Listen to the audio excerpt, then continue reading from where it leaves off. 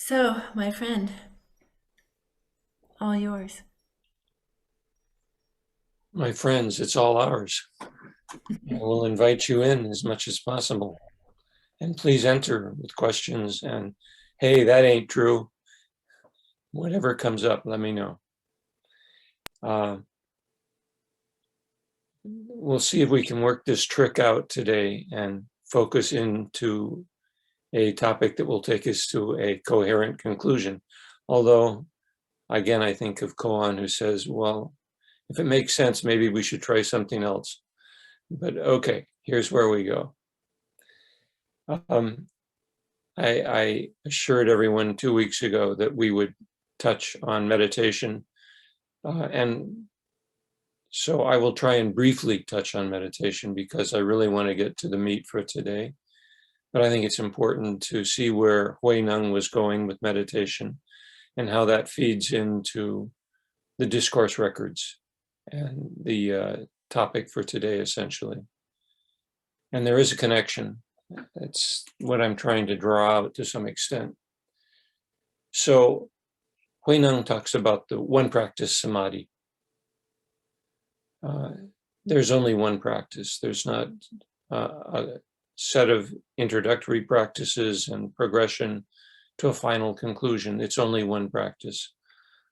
As soon as you start meditation, and we have to find out what Hui-neng means by meditation, you're practicing wisdom. It's complete in the beginning. That's a simple explanation, and Hui-neng goes into much more detail, but I'm just trying to touch some points. Now, the other thing he says that I think we need to pay attention to is the one practice samadhi takes place when walking, when standing, when sitting, and when lying down. So it doesn't exist on the cushion alone. The cushion is only one instance in which that takes place. So what Hui-neng has done, he's lifted the weight of the practice off seated meditation on a cushion. Maybe he's left it there, but he's expanded it to include all other physical positions. So it's present at all these times. And what is it?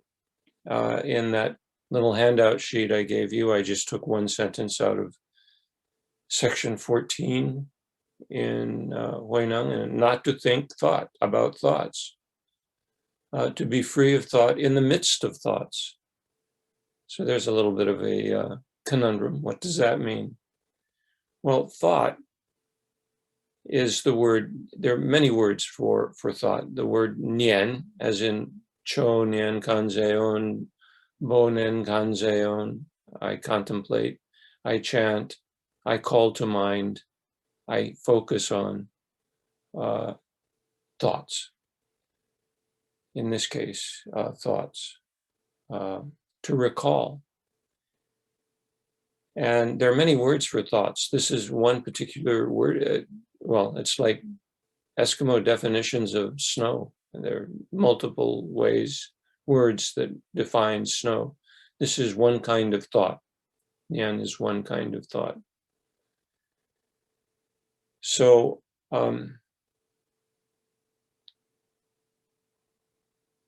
what does it mean to be free of thoughts in the midst of thoughts?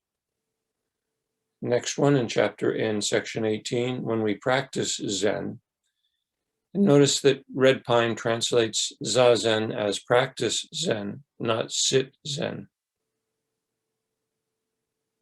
The character is the word for sit. Za means sit. Zen is a phonetic representation of dhyana, which means meditation in Sanskrit. So to sit meditation is what Zazen means in the Chinese characters in any case. So to practice Zen, if Red Pine is right, and I think he is, what Hui-neng means by sit is to practice, not necessarily simply to sit on a cushion. We don't contemplate mind. And there, I think Hui-neng refers back to Bodhidharma and Hui-ke. Hui-neng stands outside the cave, Bodhidharma's cave, and said, "My mind is upset. Please purify my mind." Bodhidharma says, "Bring me your mind." And Hui-neng said, with consternation, I'm sure, "Well, I'm looking for it, but I can't find it." Bodhidharma says, "There, I purified your mind." Mind is an abstraction. In my own modern terms, or not my own, other people who've discussed this philosophically say what we experience are thoughts, not mind. Mind is a step removed from thoughts. We say it's mind, but we don't need to go that far. We have thoughts. To contemplate mind is to think about mind, to think about, well, my mind's in a mess and so on. Or this is an important idea, let me think about this some more. No, stay with the thought. Let the thought come and pass, and let the next thought come in. So this is a form of using the mind in a particular way. And the argument, I think, is that suffering is brought on by getting stuck. Obstructed is what Hui-neng says, by over attending to a thought and hanging on to it. So to move quickly on, if we can come back to this if you have questions about my interpretation. So the question is, what do you do? If you don't contemplate on thoughts, what do you do? That's what I think section 19 addresses. In this school, by to practice, we mean not to be obstructed by anything externally, not to give rise to objective states. Objective states are the 18 ayatanas of the Abhidharma. I, vision, and the experience of, or I, object, and the experience of vision, and so on with each of the senses. So each of the 6 senses and their objects and their experience are the objective states. Don't be obstructed by those. That's what Hui-neng is saying. Don't stop on one sense. Keep the senses flowing. And by Zen, we mean to see our nature. Well, that's not what the Sanskrit means, and that's not what the character means, but that's how Hui-neng expands on what it could mean in this case. So previous Buddhists didn't take it that way. This is Hui-neng and the Zen tradition.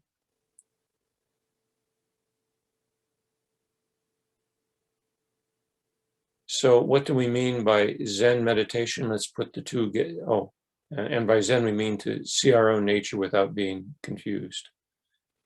And that's one of his basic themes. That's in fact maybe the main imperative of the entire text, to see one's own nature. And that's Zen. What do we mean by Zen meditation? What is meditation in the context of Zen? Externally, to be free from form. Now, form is a messy word too, because it means there are different Sanskrit and Chinese terms for form. The form that's being mentioned here, or being introduced here, is lakshana, which means marks or distinguishing characteristics. This is a good thought. This is a happy thought. This is a bad thought. This is a blue thought.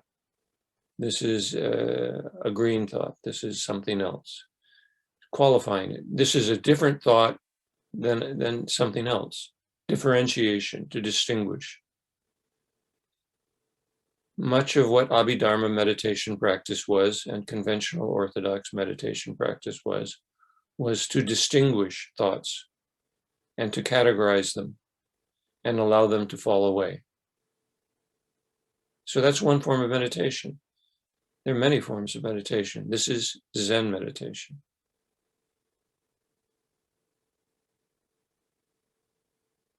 So externally, not to distinguish between thoughts. Internally, not to be confused. And thank you very much. I'm confused much of the time in meditation. But that's what he says. So I leave you to work on that one. The final thing I'll say about meditation, and then if you have any comments, please bring them up.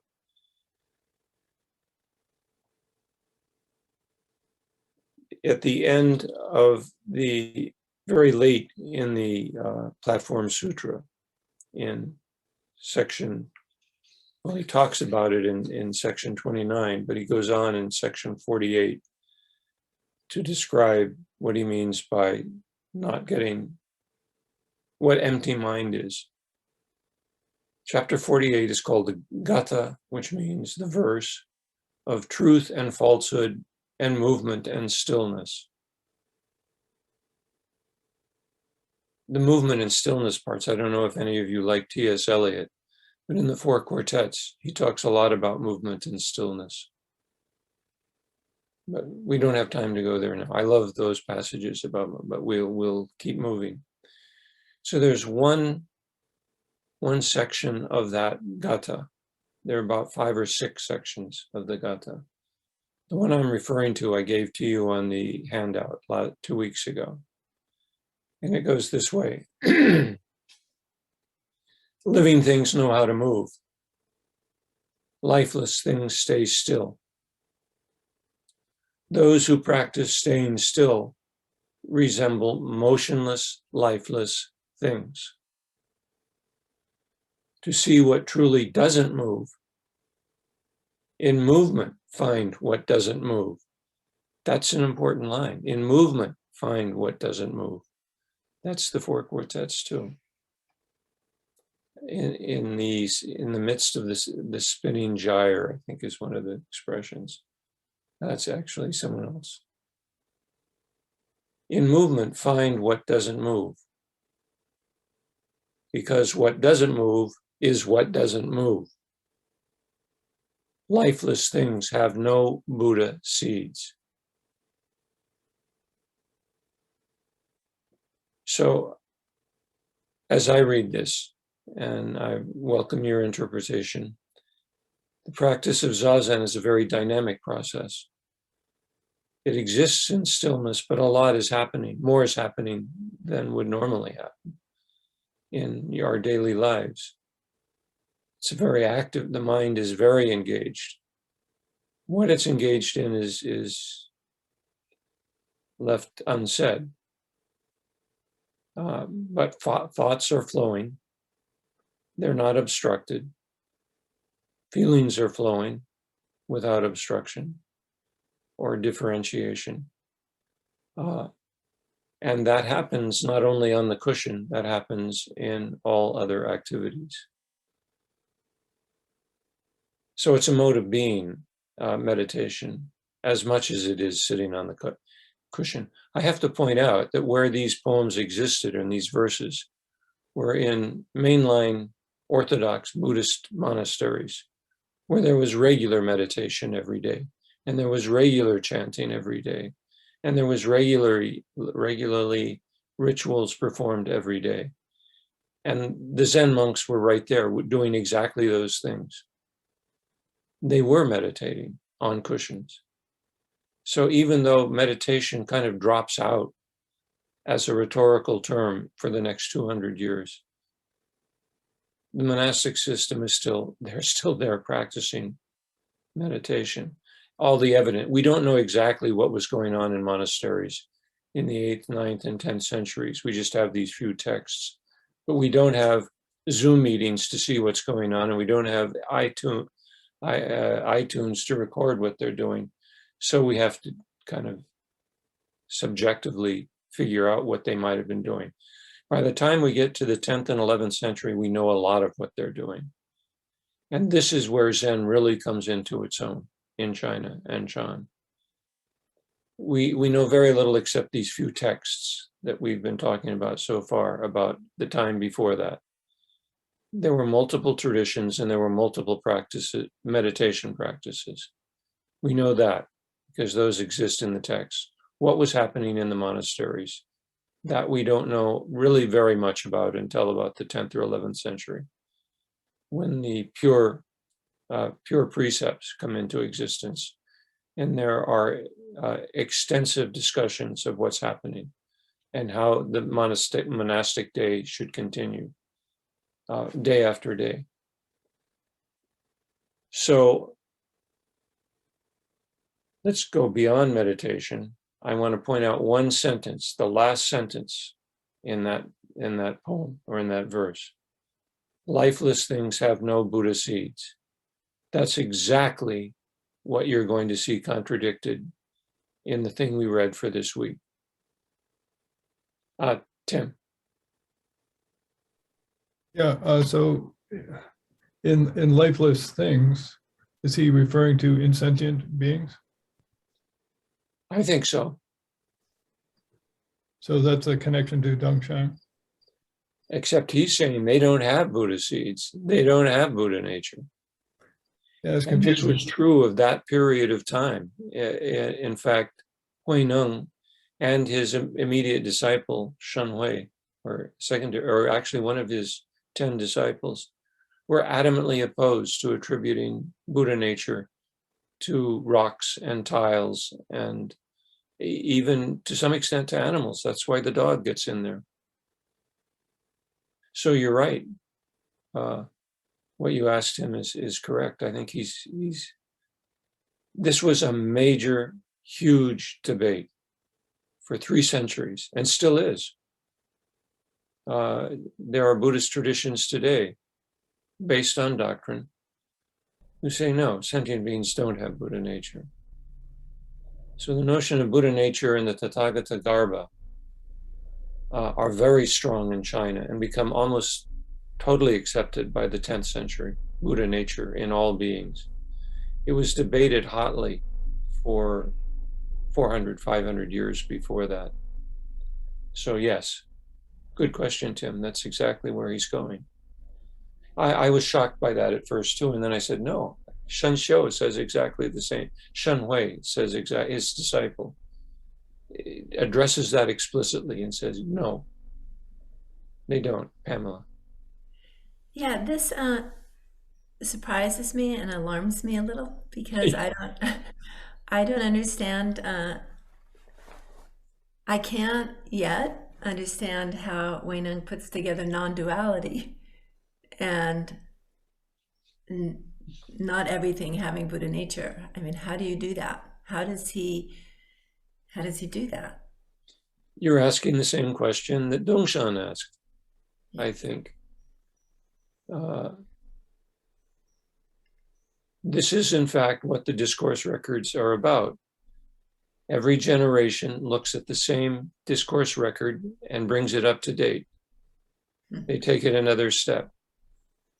But the interesting thing is, the disturbing thing is, there was a strong flanks of Chan Buddhists who said everything does have Buddha nature. At the time, Hui-neng was saying, no, it doesn't. Now, this verse was added probably after Hui-neng died. This is what Red Pine points out to you as a later addition to the Platform Sutra. So, and the source for many of the additions to the Platform Sutra was Shen Hui, Jin-nei in Japanese. And he explicitly addresses this issue of saying, no, only sentient beings. That would include dogs in theory, but only sentient beings have Buddha nature. The Nirvana Sutra itself tended to limit that even to human beings. But quickly the Chinese extended it to other sentient beings. But the great debate was whether insentient beings have Buddha nature. And there's more that could be said about that, but we could get drawn into a complex, the issues of the debate. And I don't think we need to get into that debate at this point, simply to recognize that this discourse record that we read for today is not an anomaly. They're not bringing up a strange point about non-sentient beings teaching the Dharma. It was the hottest debated topic for 3 centuries.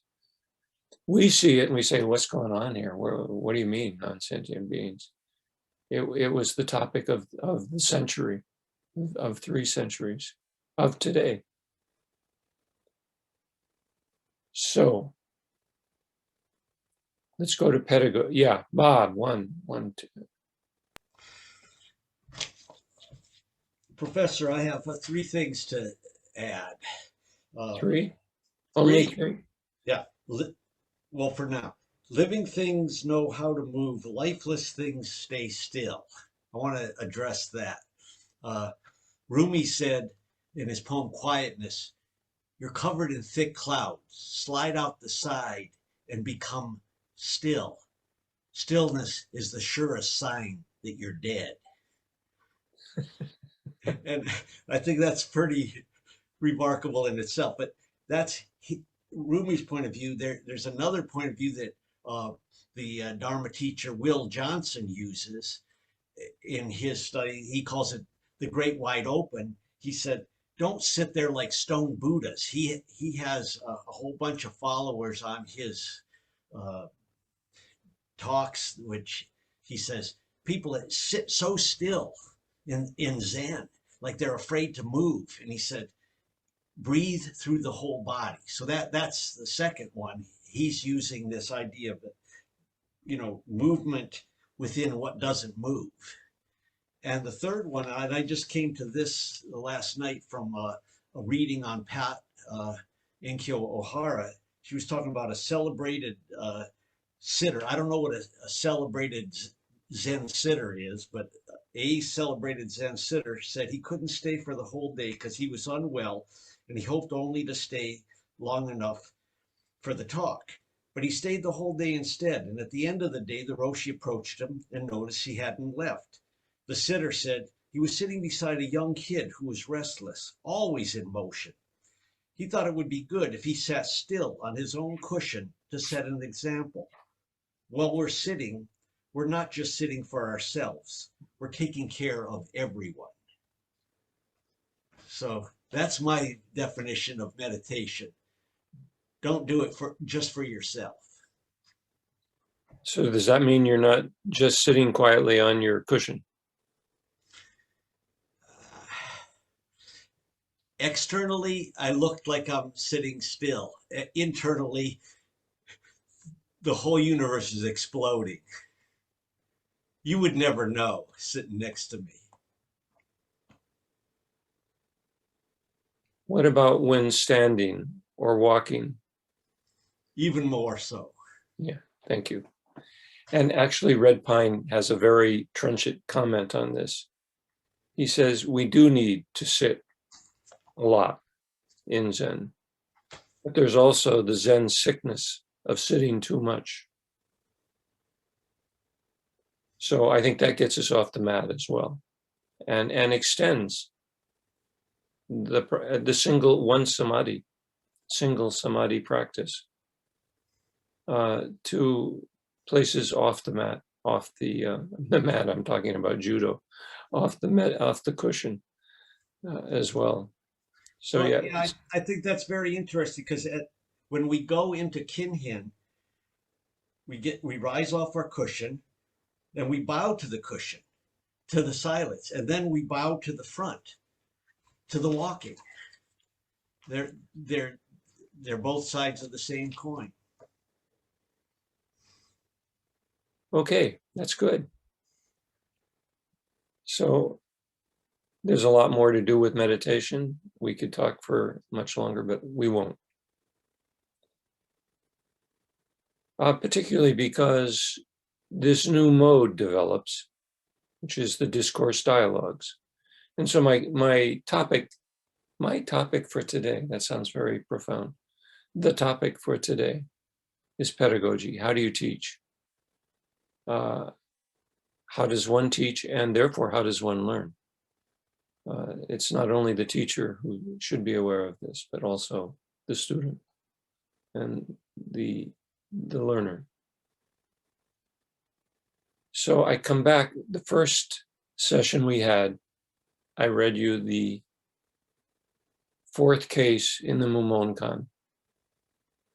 And I'll read it again because it's the essence of what pedagogy is.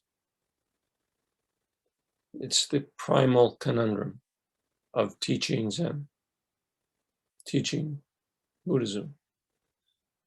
This is number 4 in the Mumonkan. Xingyan said, "It's like a man up in a tree hanging from a branch with his mouth. His hands grasp no bough, his feet rest on no limb. Someone appears under the tree and asks him, 'What is the meaning of Bodhidharmas coming from the West?' If he does not answer, he fails to respond, as is his duty incumbent on all Buddhists to spread the teachings. If he does not answer, he will lose his life. What would you do in such a situation?" Pedagogy is teaching, is answering the question.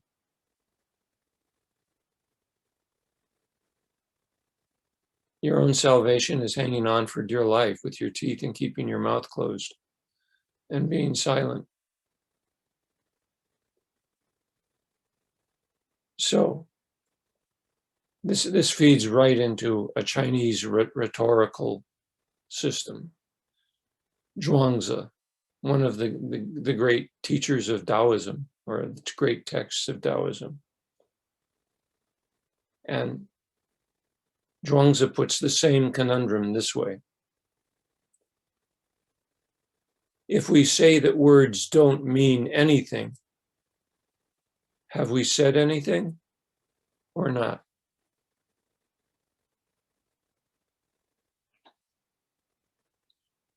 If we say that words don't mean anything at all, have we said anything or not? He doesn't answer that question. That's a rhetorical question from Zhuangzi.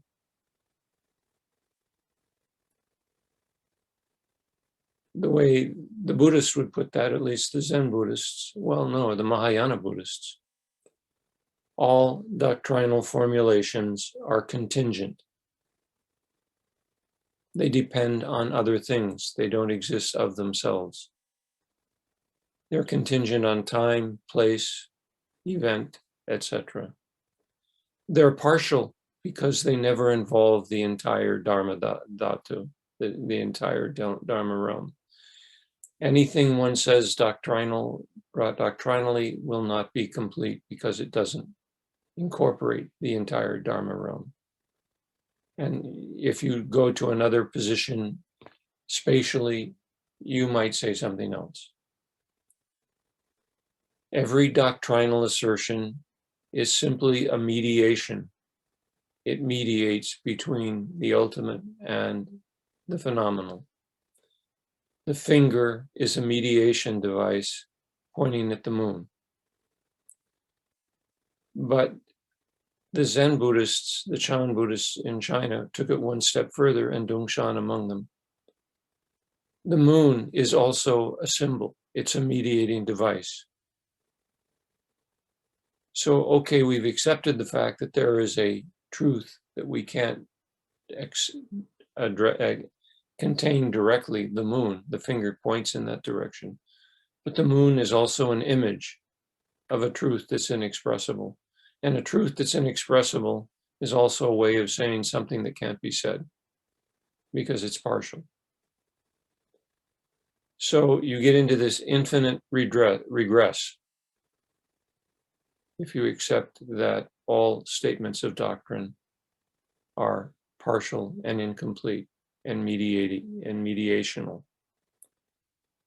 So that's what the man up in the tree is facing. That's the existential dilemma that Buddhists have, Zen Buddhists have. How do you state anything definitively, knowing that it can be stated a different way and undermined in a different context? And so some teachers in the 10th and 11th century arrive at the conclusion that liberation lies in the realization that mediation is inescapable. Let me say that again. Liberation lies in the realization that mediation is inescapable.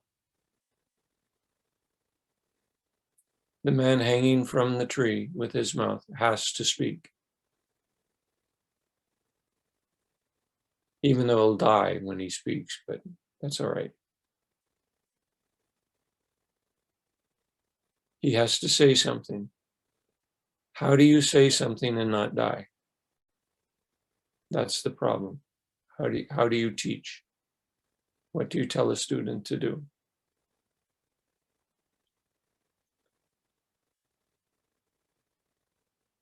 So both Hui-neng and the encounter dialogues are dealing with that problem in a unique way that haven't been dealt with in that way before. Hui-neng teaches the one practice samadhi, in which the result is contained in the cause, is not separate from the cause. And wisdom is not separate from meditation. So what does that mean? That's an abstract statement. How do we actually embody that? It's one of the, I suppose, things a lot of people deal with when they sit down to meditate. It's an existential problem that any Zen Buddhist or Buddhist faces every time they sit on a cushion.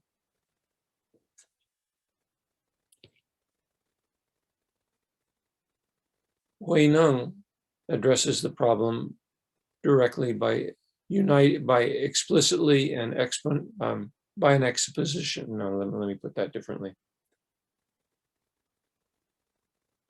By explaining, by an expository approach to what meditation and wisdom are.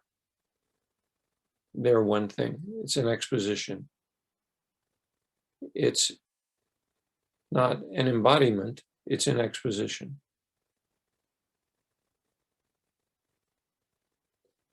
What the Buddha taught in discourses was not an embodiment, even though he certainly embodied his teaching. But what he said was an exposition, an explanation. This is what wisdom is, this is what the body is, this is what the self is not, and so on. Explicit teachings. We get to the 10th century, and Hui-neng is not so important in the 10th century. He comes back later on in Buddhist history. But we dispense with expository explanations of what wisdom and sitting is.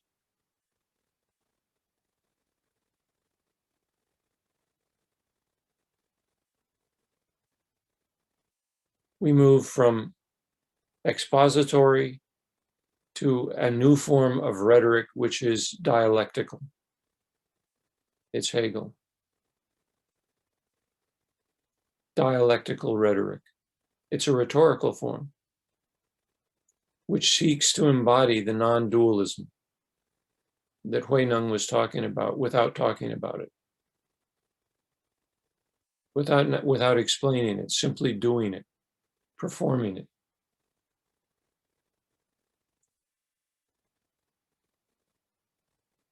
The Platform Sutra, as I said, was expository. Okay, I'll get through with this in a minute and we'll get on to the actual thing that we decided we were going to focus on today. So what was the expository nature of the sixth patriarch? I'm going to return to him one more time, sixth ancestor. Number 45, which I suggested you look at. Here's Hui-neng's approach to pedagogy, the closest he comes to pedagogy. How do we teach? He's talking to his 10 students, his 10 foremost leading disciples, including Shan Hui. In whatever you state or imply, avoid dualities. Dualities are contradictions, but you're going to use pairs. Whenever you explain any dharma, don't depart from its nature and attributes. That's Abhidharma.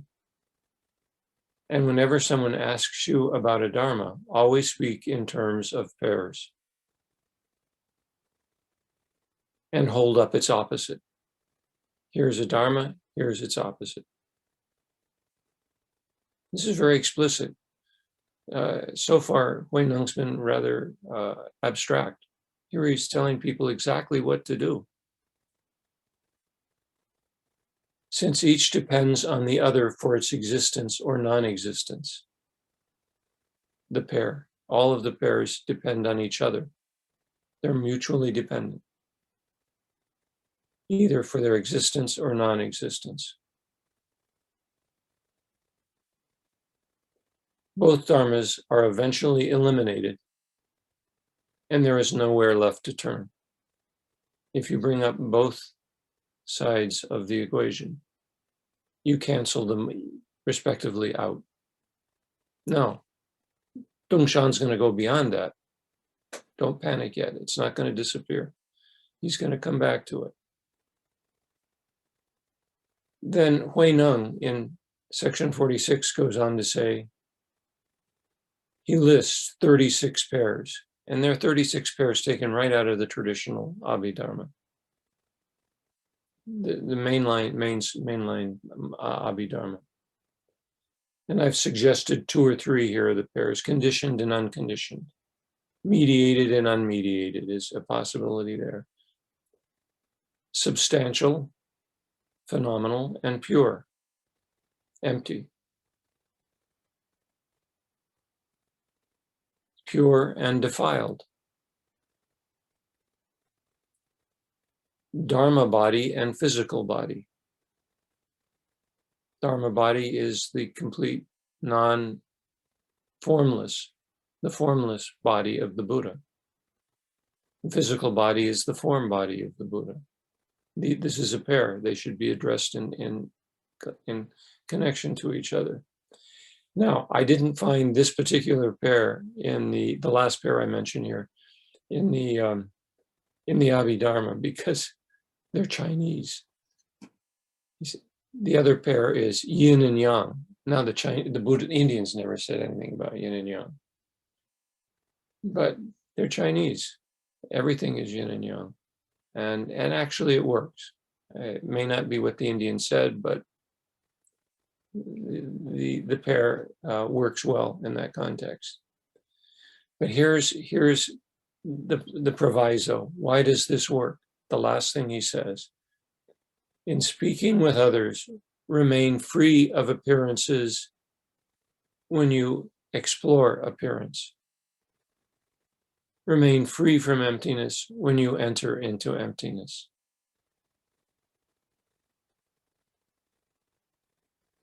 This goes back to the one practice samadhi.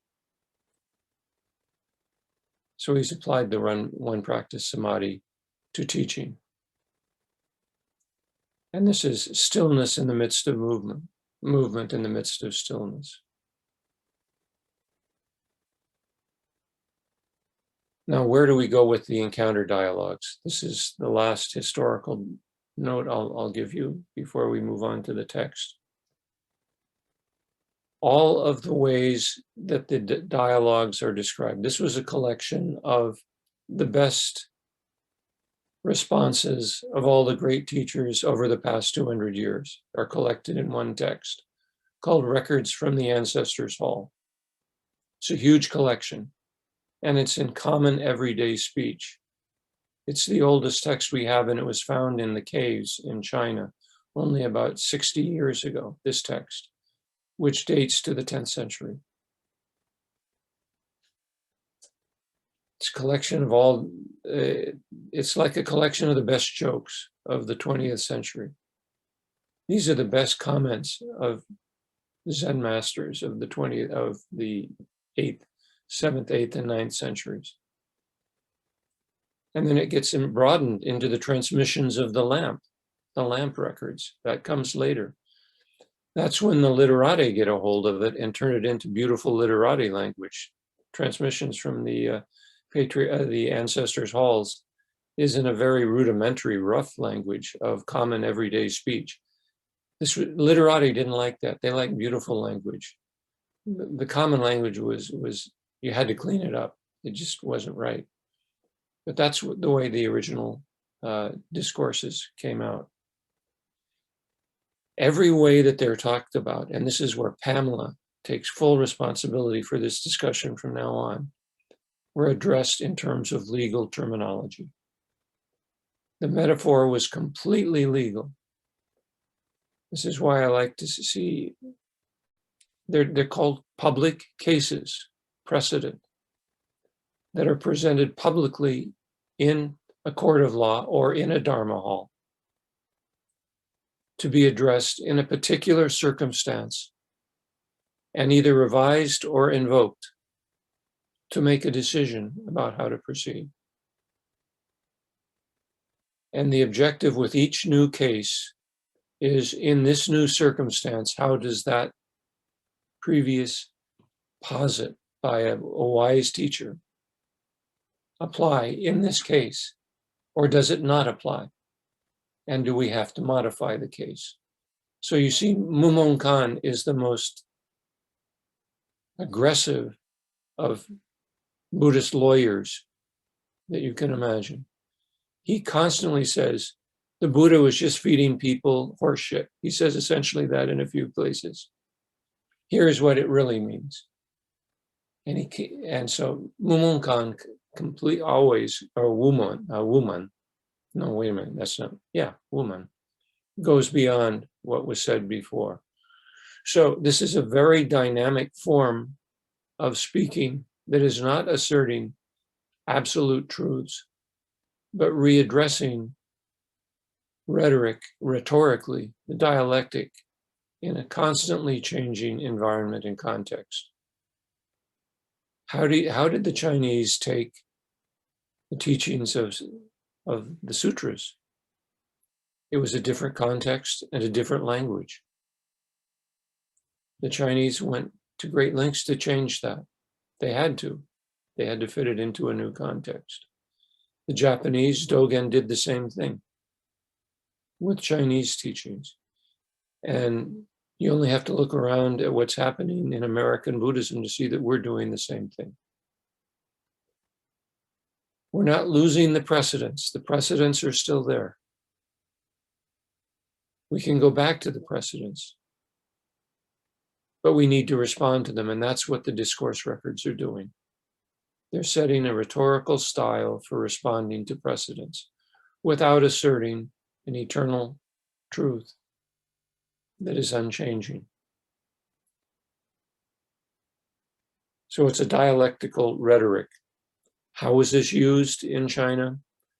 We don't know before the 10th or 11th century, but it was used in Dharma talks in the monasteries. The abbot would have to come up he would have to go up to the hall. That's what it's called, shantang, to ascend the hall. And he would have to give a Dharma talk and he would use precedents. The basic source of material for the Dharma talks was precedents, were these discourse records that we have. Not meditation, but the discourse records. Then there was entering the chamber. That's what we call Dongshan. Entering the chamber. That happened on a regular basis in Buddhist monasteries in the Sung dynasty.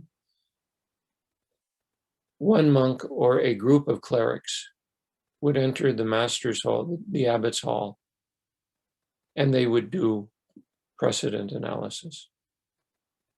They would be trained in the rhetoric of precedent analysis. And after 10 or 20 or 30 years, it became internalized, and it was a style of rhetoric that existed in Chan and Buddhist monasteries for the next 1,000 years. It actually waned a little bit in the 15th and 16th century. The Japanese reintroduced it with, not Hui, who am I thinking of? can't think of the master in China in the 17th century who reintroduces this process. Well, it'll come back to me as these things do. So there we are. What are we looking at in the Dongshan, in the record that I gave you to read? We're looking at what was called a house style. There were 5 houses in Sung Zen Buddhism. Each of the houses had a style. The word in Chinese for style was wind. So what was the wind of the Soto lineage, the Caodong lineage? What was the wind of the Linqi or Rinzai lineage? What was the style of rhetoric? They all used the dialectic rhetoric, but they had different styles. And so as you read the discourse records, you see, or even in the record of Dongshan, you see one master saying, well, I'm not your teacher. You should go over and see Rinzai. He should be your teacher. You shouldn't stay here with Suzuki Roshi. You should go to someone else. You should go to a Rinzai teacher. You should go to Eiken Roshi. He's a Sambo Kai teacher. So they all recognize the effectiveness of different winds, and individuals had affinities with specific winds. So if you read the entire record of Dongshan, you'll get a sense of what Soto wind was in the 10th and 11th century. Doesn't mean it'll stay that way, but I think in some ways it does. My impression is it still holds on to this Dongshan approach. It was also used as a method for verifying the readiness of a student to become an abbot or to take over a teaching position. And that's what happens in, Joel, remind me of what's that thing that we were talking about yesterday where Peter Shearson gets up and responds to questions from the entire audience when he becomes Shiso. Yeah, it's like It's a form of verification. yes, exactly. It's said that the assembly verifies the Shuso's understanding of the teachings. So But they do challenge. it ritually. The Shiso has gone through the cases. The Shiso has studied the precedents. That's what he does with his teacher in Sung. When you go into the master's in the abbot's chamber, you're being trained in the precedents. Okay, go ahead. Yes, Joel. in very different ways. I mean, literally in Rinzai and Senbokai, Oh, yeah. with the koan syllabus. In Soto, in my experience, you're being trained, but it's sort of like it's sort of less formal. You don't know you're being trained. You just know that you're confused all the time. And then after a while, you're no longer confused and can sort of play with the teacher in that way. The teacher says some incomprehensible thing, and you can learn to say some other incomprehensible thing, and you have a dialogue. And so there's very much that training in that style. But I think in Soto, it's sort of more freewheeling, as opposed to maybe it's Sambo, the Sanboko, whatever it is. Joel, that has to be the end of our discussion. You have to read the whole Dongshan record and say, this is the style. Well, I'm talking about the 21st century style here that I've I experienced. was afraid you were. I know, isn't that terrible? I'm sorry. I can't, get it right. No, you But got anyway, you told me what I needed to know. It's the Shiso ceremony and yeah, how you train someone for Shiso in the 20th century may yes, not be how it was done in the 12th century of course. and the 11th century. But I think it's similar. I think it's pretty close. I I get would the imagine feeling. it's certainly the Soto style. I mean, that you see all the time. Like the record of Dongshan, I don't understand all the stuff, but I recognize the style. It addresses the same issues in something like the same way. There's one time I went through, there's the Chinese, there's a thing going through each teacher. I went through all the Soto teachers and they're all my favorite koans. And when I looked at Rinzai koans, they were much different through Okay, so centuries. you have a different wind blowing through your sails. And Okay. you have a Soto wind on your sails, and other people have a Rinzai. Exactly. They definitely. Exactly. Actually, in my dissertation, I took all of the records of Rinzai and Dongshan and compare.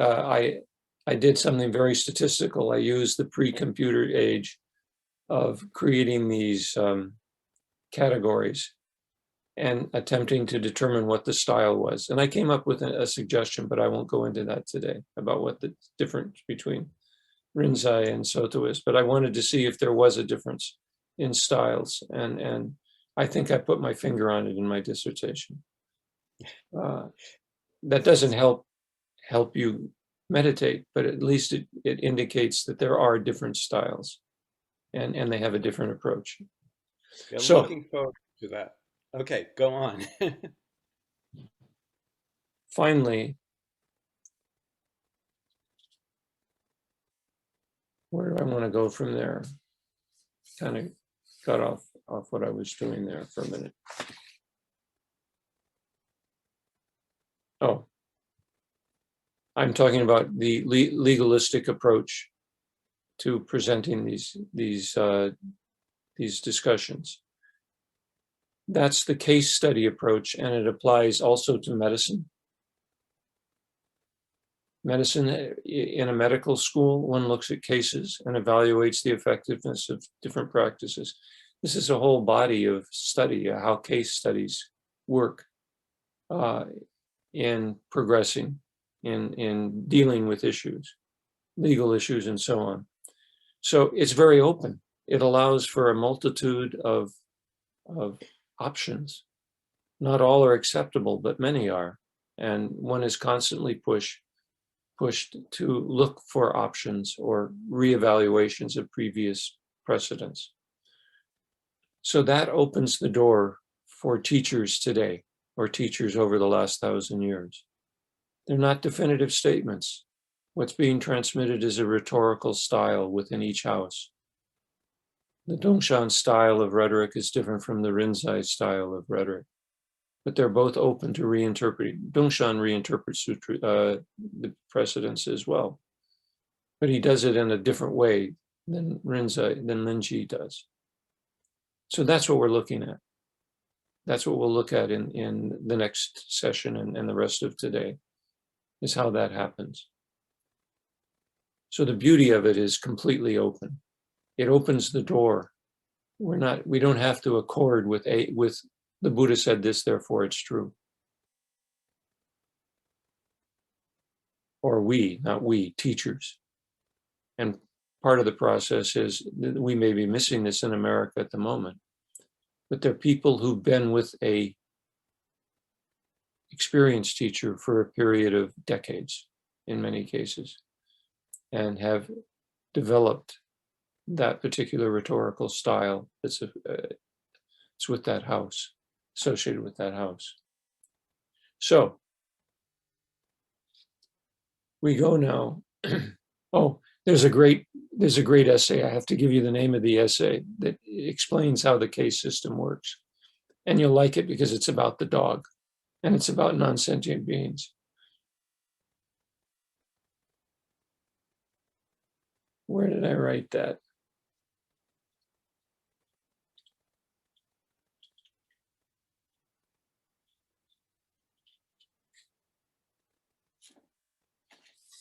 I can remember. Oh, here it is. Yeah.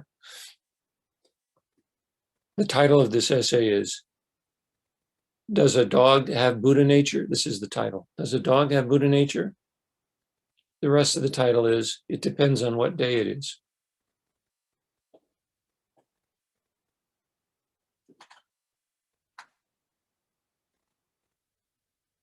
Because Joshu actually, in a later discourse, says a dog does have Buddha nature. Well, he doesn't say a dog, he said bamboos have Buddha nature. Bamboo and chrysanthemums. That was a common metaphor that was being used at the time. So on one day, it worked. And think of the guy with the finger up, the one finger Zen. His student copies him, he cuts his finger off. So the student said, oh, okay, that's it. It's emptiness. So he looks back at his master, and the master holds the one finger up again. He's not attached to the definitive truth of emptiness or phenomenal reality. The master reminds him, okay, we're back to the one finger truth again. That's my explanation of that. That's my interpretation of that thing. We can go into that later. Let's look at Dongshan. Let's look at case number 3. And if you have the case, not if you have this book, it's easier to read just the case without trying to separate it from Leighton's explanation. So, does someone want to read the first paragraph of case number 3? Who has the book? Does everyone have the book? I'm trying to sell more copies. If you don't have it, buy 3. I don't get any, instantly, I don't get any. I got $10 at one point, and that's the end in royalties. But so I'm not selling the book. Who has the book? Okay, good. Susan, haven't heard from you for a while. Why don't you read the first paragraph on the bottom of page, it's the first page, 23.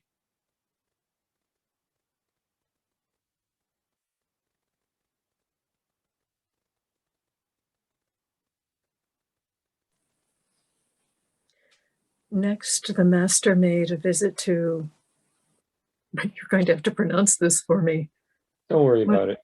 Okay, Hui-neng, and said to him, I have recently heard that the national teacher Cheng of Nanyang maintains the doctrine that non-sentient beings expound the Dharma.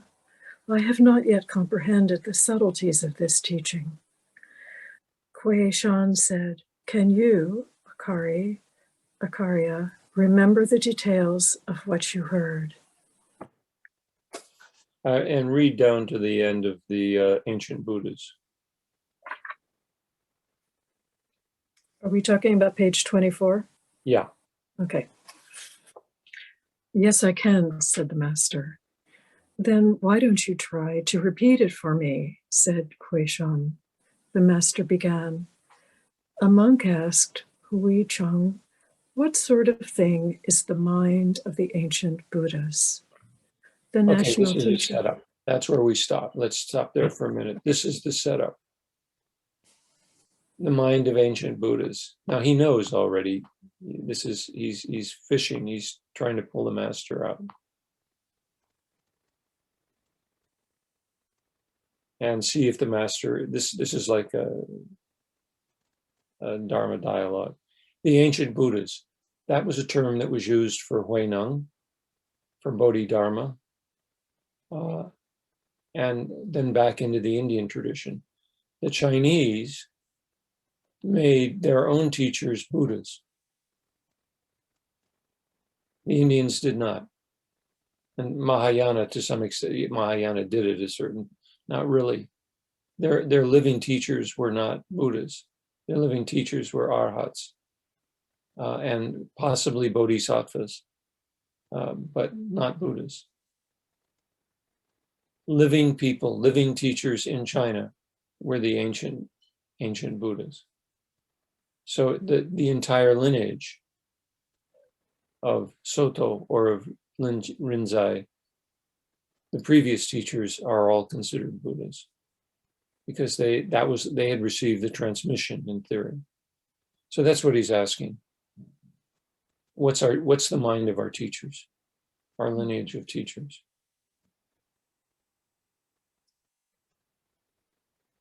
So, to go on, Tim, do you want to read this? Oh, it won't work there. So keep listening. Tova, do you have it?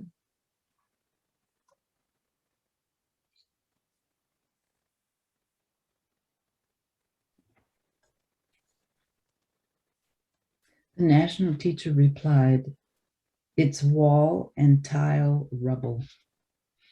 Wall and tile rubble. Isn't that something non-sentient? Asked the monk. It is, replied the national teacher. The monk said, and yet it can expound the Dharma? It is constantly expounding it, radiantly expounding it without ceasing, replied the national teacher. Okay, hold there for a minute.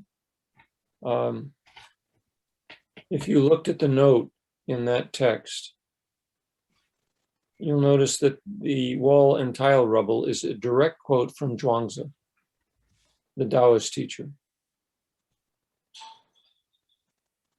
And he goes further, Zhuangzi. The question is, where do we find the Tao? In Zhuangzi, where do we find the Tao? We find it in the grass. We find it in the crickets. We find it in the wall, and we find it in wall and tile rubble. And we find it in shit and piss. That's what Zhuangzi says. That's where the Tao is. It's everywhere. He's talking about the Dharmakaya. All Dharmas are present in the Dharmakaya, the Dharma body of the Buddha. So that's it's up to you to make sense out of this. I'm just telling you where that's coming from and what the source of that is.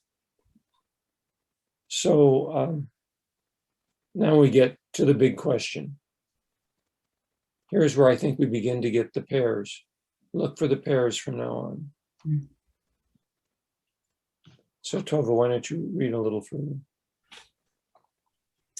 The monk asked, then why haven't I heard it? The national teacher said, you yourself haven't heard it, but this can't hinder those who are able to hear it. What sort of person acquires such hearing? Asked the monk. All the sages have acquired such hearing, replied the national teacher. Okay, so there, stop. There's your pair. Sages and ordinary people. Yeah. And Hui-neng talks about that in the abstract. Dongshan embodies it. He's not talking in the abstract. He's saying, well, yeah, they're sages and they're ordinary people. Now, where do we go from that? And now it really gets tangled. This particular anecdote bothered me for the longest time when I was translating, because this doesn't make sense. Stop. Let me see something else. So this is where the two begin to come together from now on. So Bob, why don't you pick up the mantle? Do you have the book? Oh, you only have that one. Okay. Any other book holders?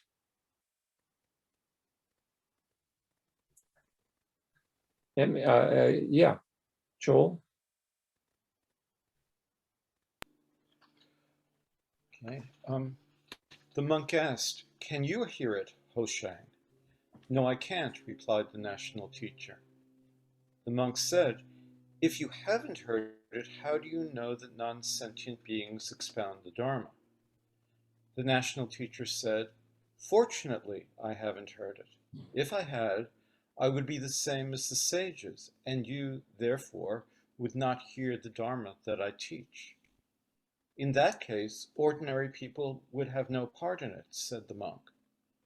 "I teach for ordinary people, not sages," replied the national teacher. Okay, stop there. Does that make sense? You following the rhetoric there? What's he doing? Anyone? There's a new pair here, or a play on the pair. He's saying he's not a sage. He's saying he's an ordinary person. At least that's one understanding. If I had, I would be the same as the sages. So And he's not? Well, that's what he's saying. And So that's he's what I'm combining. asking. Well, it's like what you said, that sages and ordinary people as a duality is a problem, that they inter-are with each other, as Thich Nhat Hanh would say. So he's a national teacher. So you just said the teachers were Buddhas. And he's saying, fortunately, I haven't heard it. Presumably he's Buddha because he's the teacher. But fortunately, I haven't heard it. If I had, I would be the same as the sages. And you, therefore, would not hear the Dharma that I teach. So, Okay, any it's other really interpretations of that particular move? other interpretations? No, I mean, I don't other know. ways of explaining that. I have a thought. Yeah, good. Occasionally I have thoughts. Keep I the, see keep the nians going. Lots of thoughts. what I see is that he's embodying the ability to shapeshift so that his students can see it. So he wants to say, he wants them to see that he can be revered as a Buddha or a sage, and he also accepts his ordinary life. And he wants them to do the same because they are all Buddha nature. He sees that all his students have Buddha nature, as he does. No, I just love this. I love going from the 12 of those and the 8s of these and the 15 of those and just opening it up, because that's our great good fortune to experience the expansiveness and not be stuck in the numbers. But he takes the dualities, he uses the dualities to open beyond duality. Think of them as pairs rather than the duality is the in A is not B, Mhm. B is not A. And when the six patriarchs said they're connected to each other, you can't have A without B and B without A. So then it's a continuum. It's Yeah. So one of the tricks in this rhetoric is to be able to shape shift at the appropriate time. Mhm. Now that's something we don't do, as far as I know, in contemporary practice. We don't play these shape-shifting games, except in the shiso ceremony, but then it's very ritualized. Am I right? Well, I think in Dongshan you often wind up playing that kind of game. Yeah, I'm with Joel on this. I think that the response is unique to every context all the time. So my response to you now might be on the same question, different tomorrow, because of context, because of what I'm meeting in a person, in an event, and everything together. So I think it's happening not just at Shuso ceremonies; it's happening all the time. Okay, I stand corrected. It's happening now, and it's nice to see it going on. But these were public cases, and they happened in front of people in the Sung monasteries, anyway. But yes, okay, I'm glad to hear that. But I've seen the game played spontaneously. Interestingly, in Korea, when I was with Professor Lancaster, my mentor, we were with a particular abbot at a Korean monastery. And the Korean abbot was very clear and making some statements. And Professor Lancaster asked a question, and they got into this kind of dual game. Now, I'd never seen Lancaster get into that. He never taught that way in any seminar that I was in. But he got into it with this particular Korean teacher. So I'd only seen it spontaneously picked up once before, but you obviously are experiencing it. So I stand corrected on that. But in any case, it's rooted in the Sung dynasty, in this 10th and 11th century dialogue that takes place formally and ritually. Zen monasteries were very ritualized. Most of the Buddhist monasteries were very ritualized. And they were all Chan by the 12th century, essentially. They were called Chan monasteries, but it was more a name than in fact. And they continued the traditional practice of mainline Buddhism, but they had a Chan abbot. All public monasteries in the Sungha, all public monasteries, I'll make the universal statement. Public monastery is one funded by by the Chinese Imperium. They have some role in who's appointed the abbot and so on. Those are all called Chan monasteries, regardless of who's there. So let's keep going. So we're playing on the pair of the Nirmanakaya and the Dharmakaya. The Nirmanakaya is the teacher, the one who speaks for ordinary people. That's the Buddha, that's Shakyamuni. The Dharmakaya is the formless, inexpressible body of the Buddha, namely that all things, tile, rubble, have Buddha nature.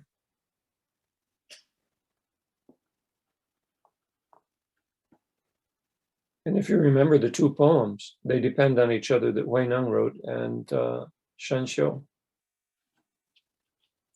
Okay, let's keep going. Let's see, where are we? Then they are no longer ordinary people.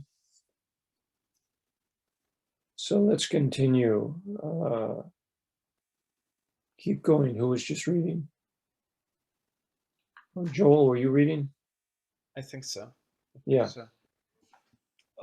So what happens after ordinary people hear you? Asked the monk. Then they are no longer ordinary people, said the national teacher. The monk asked, according to which sutra does it say that non-sentient beings expound the Dharma? Clearly, you shouldn't suggest that it's not part of the sutras. Haven't you seen it in the Avatamsaka Sutra? It says, the earth expounds Dharma, living beings expound it, throughout the 3 times. Everything expounds it. The master thus completed his narration. Okay, we pretty much worked that one through. One of the characteristics of these dialogues is it's clear that Dongshan and Rinzai and all of the teachers are thoroughly well informed about the content of the sutra tradition. So this is a teaching outside of words, delivered by people who've read all the words that the sutras contain. So it's a misunderstanding that was popular when I was starting this practice, that you really don't need to read the sutras. They're not important. You just have to experience your nature. No, the sutras were important to these people, to these Sung dynasty people. Later on, there were other traditions that made less use of the sutras, Zen traditions. Hakuin is the name I'm trying to think of. Hakuin, the 17th century Japanese Zen teacher. He made less use of the sutras in his practice of these dialogues. He practiced what was called the capping system of dialogues. You have one phrase that caps. And that was something that was more amenable to people who hadn't read the sutras, and many who weren't even literate. They didn't have to be. You could cap a phrase in Hakuin's practice. So Dongshan, on the other hand, did read the sutras. We're getting to the conclusion, and I'll make one comment here. Some people have interpreted Dongshan's comment in this particular case as the fact that Dongshan is saying all of nature has Buddha nature. All of nature is Buddha nature. Contrasting it to human or civilized things. But wall and rubble are human produce. So in the next passage, you'll notice he uses in the next we didn't read. He goes on to the fly whisk, which is made by people. That's not nature necessarily, unless the Chinese were less concerned about the distinction between nature and civilization, but they still had the distinction, but less concerned. And what is it he says? It comes up in number 4 when he quotes the Avatamsaka Sutra, and this is the quote I like, on page 26. Yunyan replied, haven't you seen it? It's in the Amitabha Sutra. It says, water, birds, and tree groves, all without exception, recite the Buddha's name. That's nature. That's wildlife.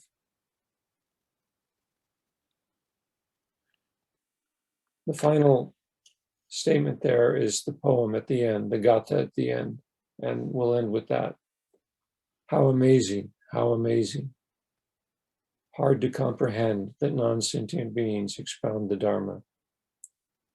It simply cannot be heard with the ear, but when sound is heard with the eye, then it is understood. And I'll leave you, Leighton has a nice comment on synesthesia. If you're familiar with synesthesia, is you can hear colors, you can see sounds. So when Bob was doing the shakuhachi at the beginning,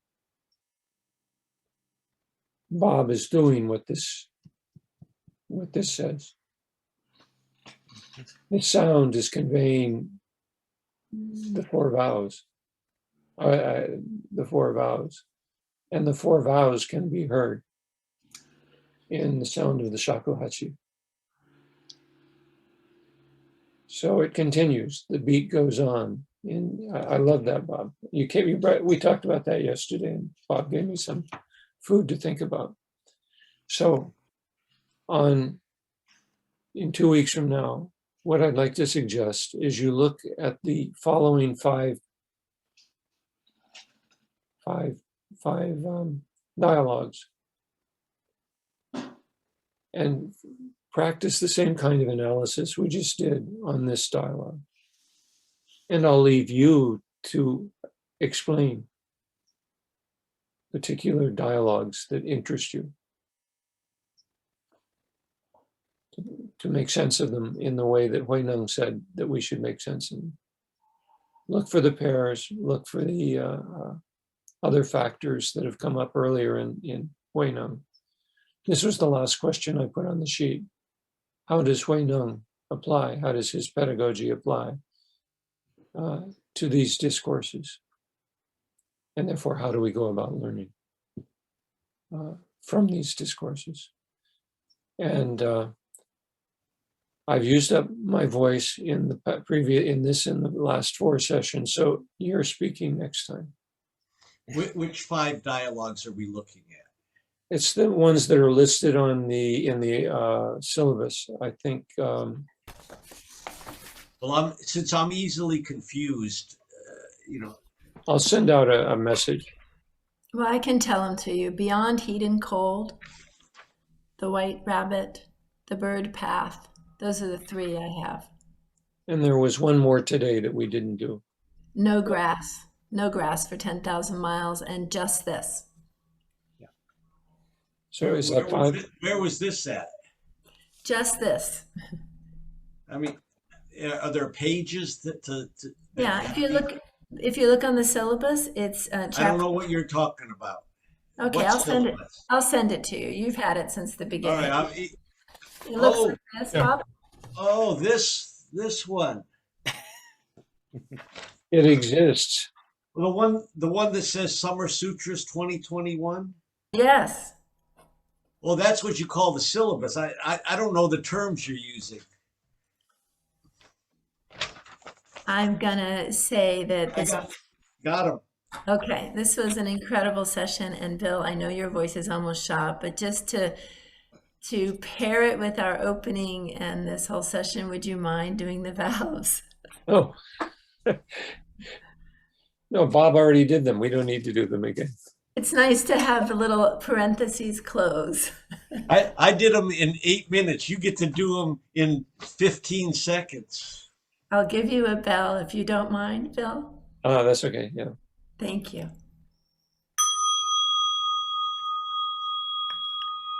Sentient beings are numberless. I vow to save them. Desires are inexhaustible. I vow to put an end to them. The dharmas are boundless. I vow to master them. The Buddha way is unsurpassable. I vow to attain it. Shujo muhan se gando bono mujin se gandan homon muryo se gangaku mutsuro mujo se ganjo. Sentient beings are numberless. I vow to save them. Desires are inexhaustible. I vow to put an end to them. The dharmas are boundless. I vow to master them. The Buddha way is unsurpassable. I vow to attain it.